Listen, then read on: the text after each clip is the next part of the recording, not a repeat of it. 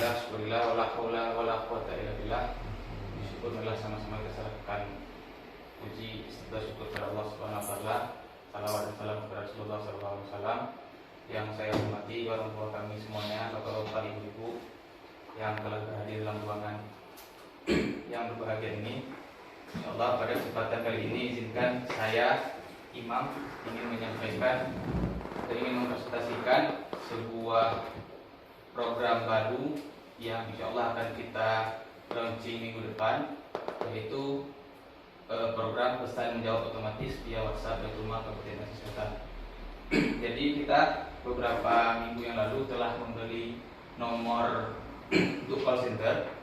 Jadi nomor tersebut nanti akan kita sebarkan ke masyarakat, kita sebarkan melalui kegiatan-kegiatan lainnya, bisa jadi melalui poster, postingan di Instagram, postingan di sosmed kita. Jadi nanti masyarakat bisa mengambil nomor tersebut, dan ketika masyarakat ingin mengetahui apa saja yang ada di Baitul Mal bisa menghubungi di nomor tersebut. Kemudian ketika masyarakat sudah mendapatkan nomor tersebut, masyarakat bisa langsung menghubungi Baitul Mal dengan cara misalkan dia sudah simpan nomor.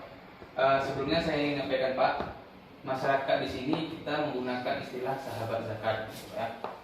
Jadi nanti ketika sahabat zakat ingin mengetahui tentang Baitul Mal, dia simpan nomor tersebut di WA, kemudian dia ketik apa aja boleh, misalkan tes atau assalamualaikum atau apa, kemudian WA tersebut akan menjawab otomatis ketika dia sudah cek. Ini Pak, untuk memilih layanan kami silahkan pilih nomor layanan berikut. Ini nomor-nomornya Pak. 1. Alamat kantor Baitul Mal Kabupaten Aceh Selatan. 2. Jadwalkan viewers, like atau ya yang telah melihat.